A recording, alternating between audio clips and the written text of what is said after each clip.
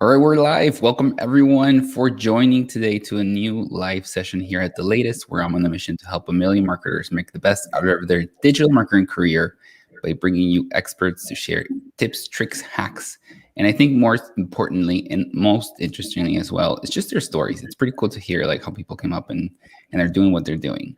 Today, we have a pretty cool guest, Sara. She's leading the marketing department at 1+X, a rapidly growing market company based in Zurich. I love this. She's 50% creative chaos, 50% Swiss knife precision, which I'm not surprised based on where you are, and 1,000% go-getter. Welcome, Sara. How are you today? I'm great, thank you. I guess that's already an example of branding in a way.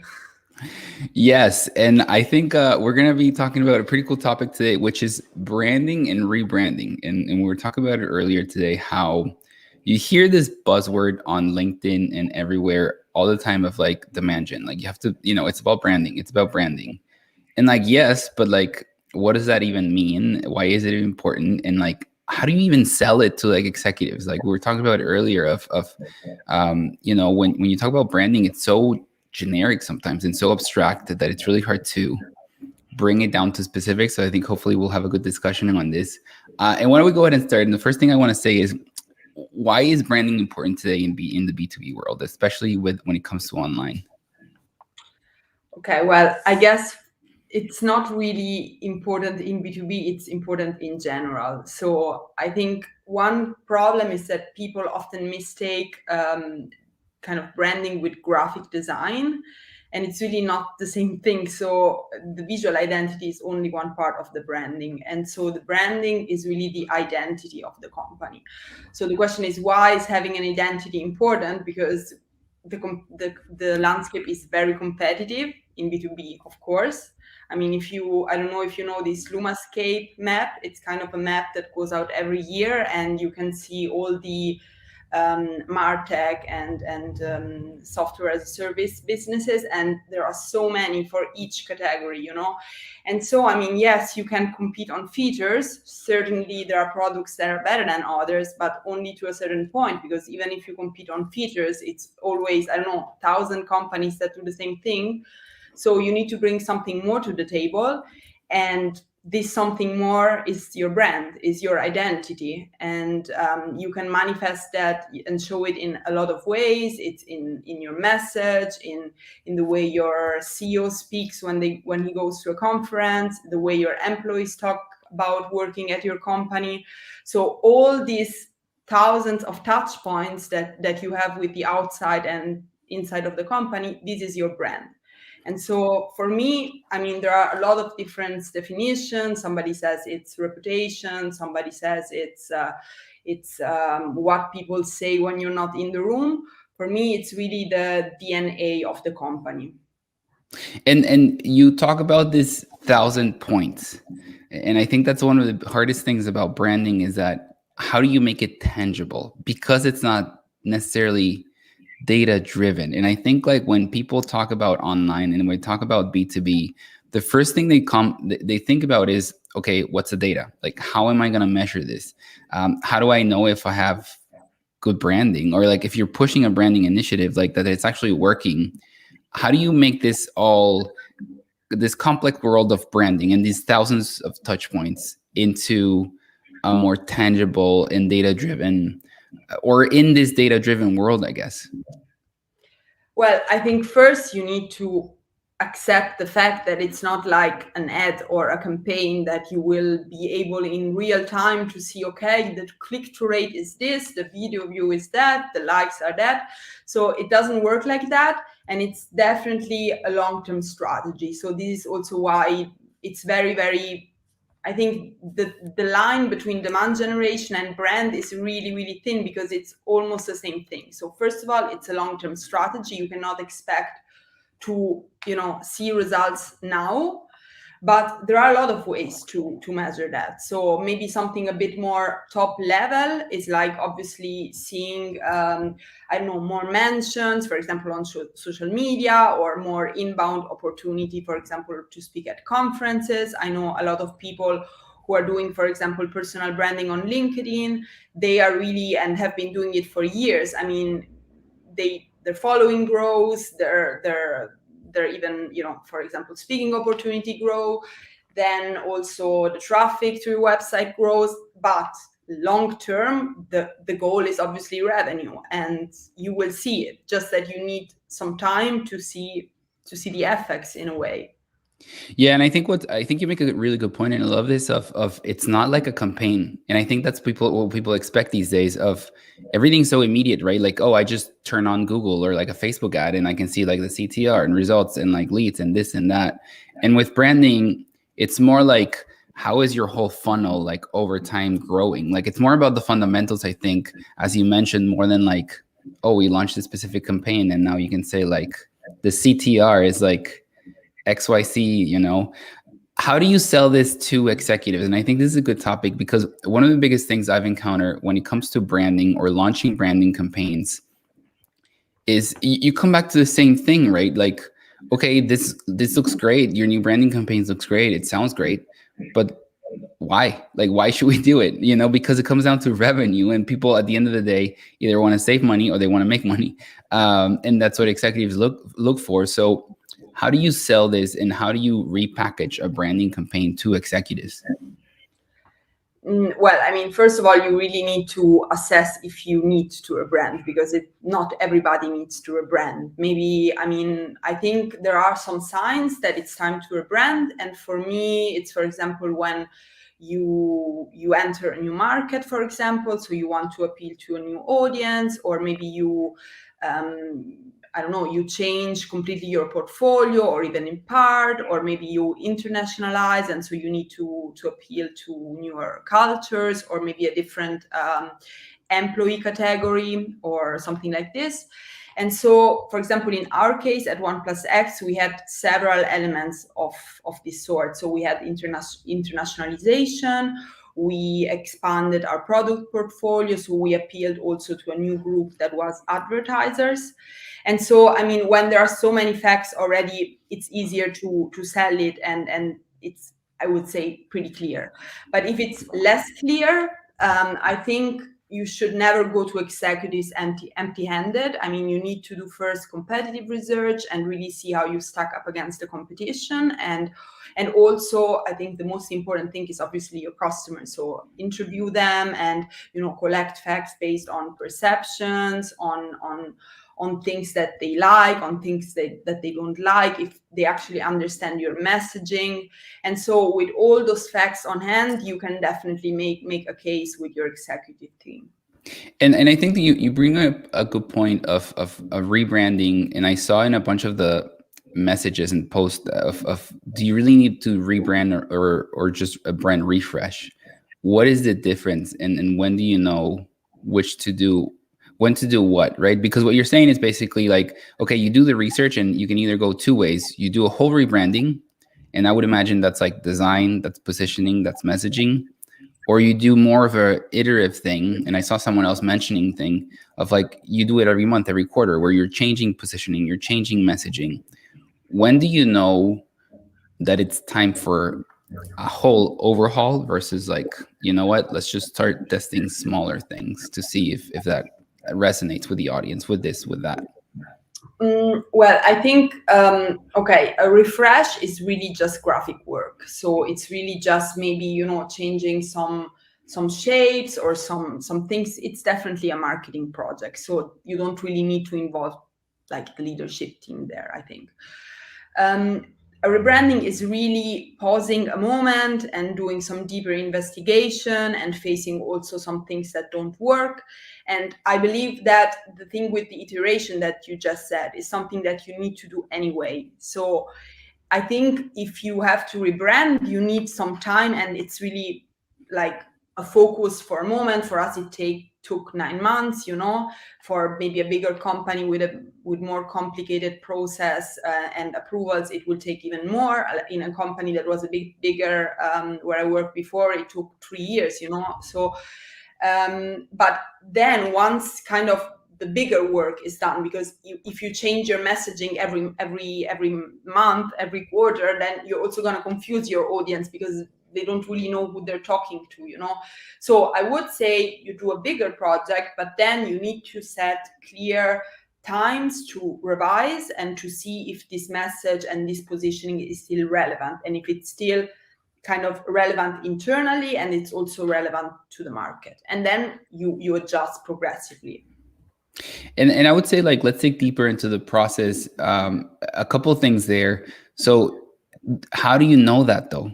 Like, how do you know if it's still resonating? How do you know if the audience is still resonating with your messaging, with your branding? What tools do you use? You're in Martech. Like, let's dig deeper into this. What's that process for doing the research part of what are the elements that I need to be able to do that? And when it comes to interviews and understanding your market, what do you do for someone who's thinking about doing this and saying, like, you know what, like maybe it is time for us to do a whole rebranding? Where do I even start? Like, how do I research and how do I conduct those interviews? Well, I think, okay, now there are a lot of tools and Martech and whatever, but I guess it's pretty simple. I didn't use many tools to do that. Apart from, yes, you can see, for example, website, you can see all the scroll time, you can see if people jump off because they don't find, or with Hotjar to see where they scroll, etc. But I mean, for me, talking already with my customer success team and my sales team was the most enlightening thing, because I mean, sales has an overview of people who don't really know much about the company. I mean, accordingly to how good your marketing is and how developed it is. For us, it was not really developed at the beginning when we started this. So you really see if people don't really get what they're getting themselves into, you know. So that's also a huge waste of your sales team time if then, you know, they are there for a demo, they prepare, and then actually they didn't understand that this is a completely different tool, for example. And customer success is more somebody who has an overview of the relationship, so really like even of the future and the present, right? Like even of, you know, what customers want to do in the future, for example, with your platform, you know. And so I think apart from all the tools that you can never have enough, creating really a spiral of feedback with those teams especially is super important, because they have constant contact with the outside world, you know, and with the customers. So working on that for me is the priority. And then, I mean, setting up interviews with customers, I mean, in my case, they were all very available. Obviously, you cannot do it too often, because otherwise, I mean, they also have other things to do. Yes, they'll hate you then. For example, one thing that we thought about to do at OnePlus is to integrate it together with, for example, QBRs. It's kind of quarterly business performance review with customers. And so maybe you can also have dedicated parts that talk about marketing in that. So you bundle everything together, or maybe you do customer events and then you send a survey to ask also beyond the event. But I guess it's always a give and take, you know. You cannot expect only to ask from your customers as well. But then is it more an art or a science? Because what you're saying is basically like you're getting this feeling by talking to customer support, by talking to customer success, by talking to sales. And over time, I think you start getting these ideas, like this notion that the messaging, the branding is just not working. So is it more of an art and experience based, or is it more of a science of how you define when to do like a whole rebranding or refresh or a change in your branding? Because I think we're so used to these days of being, everything's data driven and everything's like, it's all about the data. It's all about what's the data saying. And I think people are used to that. But what you're saying, it's like, this is more qualitative. Like, this is more like go out, talk to customers, get a feeling. But then I like, what I would say is like, how do you know when it's time? Like, how do you know that feeling of like, okay, now it's time to do XYZ? Because it's so quality, like it's not data driven, right? Well, I mean, what do you mean data driven? That you see a dashboard with numbers? I guess if you talk with 10 customers and three, or like not three, like eight tell you that they actually don't understand what you're saying, or they think maybe that your message is misleading compared to how it's actually to work with you, or how it is to work with your product, you already have a stat, already have numbers. But I guess that's already an indicator. But kind of the insights that then you when you talk with them, for example, when you ask them, okay, so how would you rather describe if it's not that, all of this information is that then what will feed your rebranding. But I think this is more message adjustment. I think a rebranding goes back to what I told you before. So I would think that somebody really needs to do a work like ours that went for months and really was a complete makeover of everything. I mean, of everything except our name, but everything else was completely made over. Then it's structural things, like really entering a new market, having a completely new line that, for example, is for a new client base. So those things are really facts, So and it's probably also like you want to be at the company for a little bit before you propose something like that. Like, I don't think it's something you want to, if that's like your first project that you want to do, unless the CEO or like whoever's hiring you is like, we need to do rebranding, I'm hiring for it. Well, I'm gonna back that statement, because it was my first project. It just came in.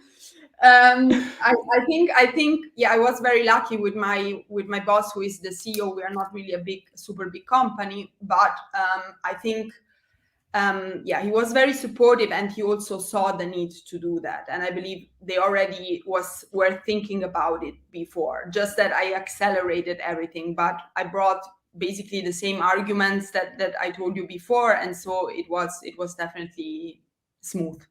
And so let's say I've done the research. Okay, I'm sold. Like, we need to do rebranding. What goes next? Where do you go next from there? And maybe walk us through like the process that you went through, because 9 months is a lot of time. What was the process like during those 9 months, and like how do you split that project into mini projects so that it's more digestible and you can actually be successful in really doing a whole rebranding of a company?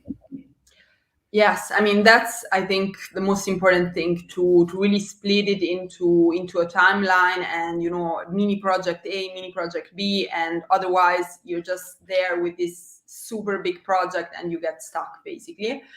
So I told you it's very important to talk to customers and also analyze the competition before you actually start. So when I mean analyze the competition, is really usually you have obviously your product team that already do competitive analysis because of the product, obviously. So this is one part, and then you as a marketer can enrich it with a marketing competitive analysis, so that you really have all 360-degree business analysis of every competitor, or maybe even business that are similar but that you find very good, and so you really know where are the gaps that you can fill in. You can also see things that inspire you, but obviously you're not going to copy. You also don't want to be, you don't want to do the same as somebody else, so that's also very important.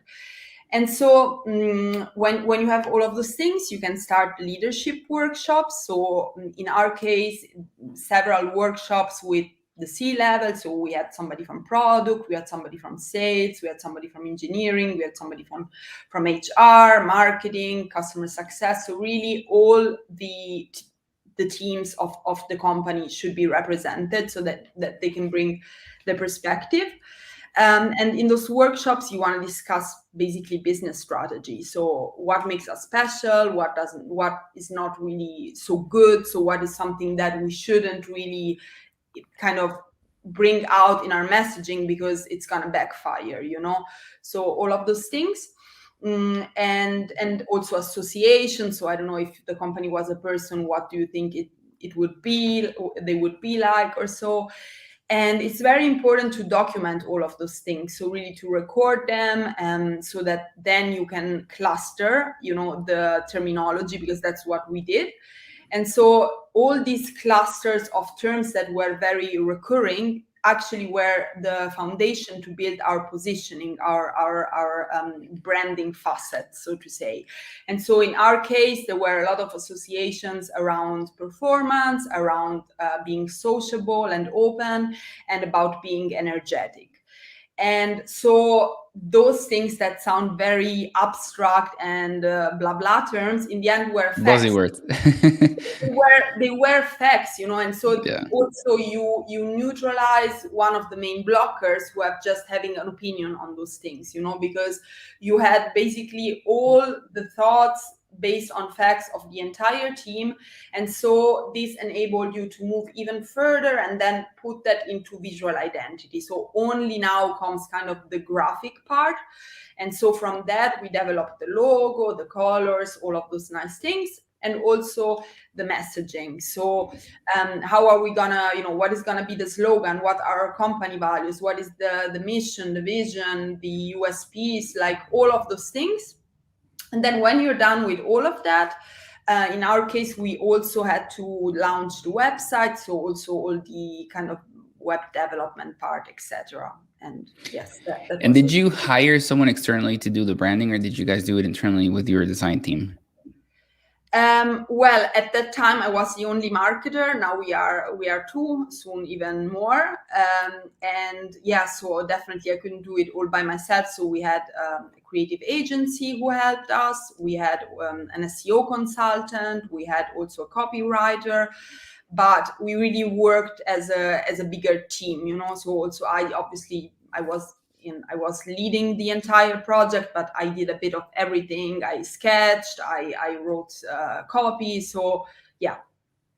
And then for someone who's maybe thinking or going through this process, common mistakes, what were the biggest mistakes you made that you would share with someone who's in the process so that they can learn and not make them? Well, I think we didn't really do mistakes in the sense that there was something that then we had to stop and go back. I think one problem always is that you get into opinions, and so it's like, okay, but why green, or why this shape, and like in the end, I think it's important to set responsibilities. In the end, like, this is marketing's task, or the graphic part is marketing's task, or whatever. And also to remind yourself that here we're not talking about personal preference, but we're talking about a clear structure that needs to be consistent and reflected. So if we say we are a friendly business and we are energetic, we cannot have, black. But from dark gray, this would be very a contrast. Or another thing that, for example, before we did, for example, on social media, we always wrote this standard, like, we are delighted to announce. And also that is not really in line with an energetic business. So now we are a lot more, we speak like we talk, and we write like we talk, and emojis, and also a bit of humor. And so that's how it should be. And another thing that I believe is a bit tricky sometimes is that obviously you're going to bring a lot of change. You're also going to bring a lot of critique sometimes of things that you heard, or also from things that emerge when you compare yourself to your competitors. And it's not always easy to accept that for leadership's team or for a founding team, right? But in that case, I guess it's important to be honest, and it's important to show the opportunity, and to also show the things that are present in the business that make it special, that can really make it stand out if you create an entire branding and experience around those. And I think it's funny that you mentioned the voice, because I think that's one of the things that I see a lot as well.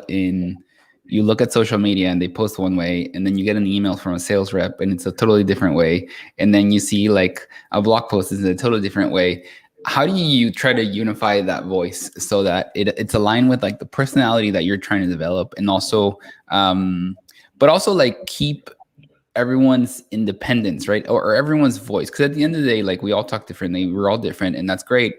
But how do you kind of align everyone to like, you know what, this is kind of the personality that we want to be. So this is the voice, this is the tone, this is like the message that we want to use, and get people to actually use it. Because it's, I think it's clear that you can have like guidelines, but people don't read them, like uh, especially salespeople who are like, whatever, you know, like this is pointless, it's just marketing.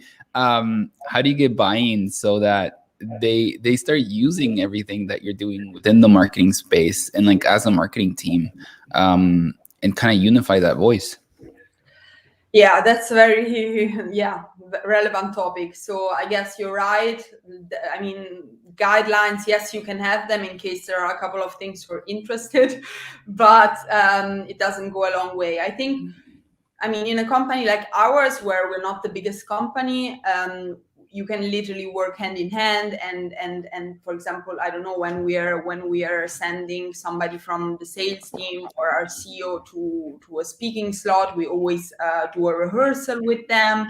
But something that actually is good is that we tailor this branding around really the personality of our team, you know, because I mean, it's working when your values are actually what your people are. You know, you're not gonna create values just because they sound nice. And so if everything is really organic and natural, then people don't need to practice, don't need to reflect on how they need to appear. And all of our team is really very energetic, very, you know, they're very simple in the sense they're not there creating a complicated pitch. They use a lot of humor, and so this way they can really live the brand to the fullest. And how do you go beyond opinions? Because I think when it comes to branding, you mentioned like, okay, I want green, I want red, I like this color, especially when it comes to the founder, because there's such a strong opinion on the founder side, I would imagine, of like, this is my baby, you know, like this is my company, like I want to take care of it, like this is what I want green. And so how do you manage that? And how do you manage those expectations of you know what, like, yes, like I respect your opinion, but this is what we should do? Well, or were you in that situation, I guess, like while you were doing this of just getting strong opinions on certain things where you totally disagreed because of the research, because of all the work that you were doing, and all the time you're spending on this project? I was lucky. I wasn't in that opinion, but I think I think the trick there was always to explain why a certain choice was taken, you know. And if it's really based on decisions, then it's hard to disagree. For example, when we decided for the logo, we had a lot of different variations. So the X represents data. It's the data that we transform in a way, because kind of one of our USPs is that we use predictive intelligence to enrich data and make it even better. And so this X stands for enriched data. And so it was clear for us that the X should be at the center of the branding, for example. And then we had different ways to represent this X, and my boss, the CEO, was like, I don't know. And we were at the fifth draft. So I'm like, we're never going to find it, right? And then we came up with an X that was in 3D. So really also a bit really not conservative. Like we said, okay, this is never going to work, but let's try. And actually he loved it, because he thought that 3D stands for how we process the data, which is not only in 1 or 2 dimension, but in 3D dimension. So this also for me was very interesting, because it shows that the more relevant you are and the more you also connect the visual aspect to really what's behind, the less you will find friction in a way. And that's a cool story, because I think if I look at the logo, I saw the X and it has like different colors. It's a cool way to explain of like, okay, the X is data and then it's 3D because of how we translate this. how have you used that story for your branding and for like pushing just I guess like telling the story, like because I think that's a great story actually. How do you use that in like social media and campaigns and everything that you're doing, or even sales? Well, I mean, we have made our slogan "Unlock the full potential of your data" because this goes back to the reason why the company was founded, and it is because our founders just noticed that European publishers were not doing the best with their data. And so here comes the slogan. And then we use the story behind the naming of the company, which is 1 plus X. And so one is kind of the data that we take from the client, so the existing data. And then the plus is the enrichment, so it's the moment when you add machine learning to enrich the data. And as I said before, the X is the optimized data, so the data that you can activate on your channels to drive even better revenue. And so I think this is also very, very helpful to understand better what a company does, because when you see all of those B2B companies, you really don't understand what they do. They all do the same, you know. So I think it's very important, and we definitely have more work to do, but I guess it's definitely a great starting point, like if you compare it to before. No, I love it. I think this is a great discussion. Last question is, if you want to maybe talk more a bit about, you've talked about it, about 1 plus X, what they do, how can people get in touch with you or your company if they're interested in doing enhancing their data? Yeah, so we basically, our first product was a data management platform for publishers. So we mainly work with publishers, but we are also now, we have a product for advertisers so that they can also create better campaigns and expand the reach. And you can find us on LinkedIn, 1 plus X, or you can visit our website, which will soon add more to the relaunch. So we have more pages coming out soon, and you can find me on LinkedIn. I basically live there. So Sara Stella Lattanzio. Yeah, I've seen you engaged a lot, which is great. We'll be sharing your link of the company, your LinkedIn as well profile, so that people get in touch with you. This is a great discussion on B2B branding, rebranding, how to know when to do what. We'll be sharing this. Make sure that if you were live, if you have questions, ask them. We'll be answering them later on. We'll also be sharing more info later. Make sure that you subscribe to the latest as well. Every Monday, get 8 news, 3 hacks, and 1 fun fact to know about digital marketing. So make sure you subscribe. Thanks again, Sara, for joining us today. It was a great discussion. Have a good week. Thank you, Diego. Thank you. Bye. Thank you. Bye.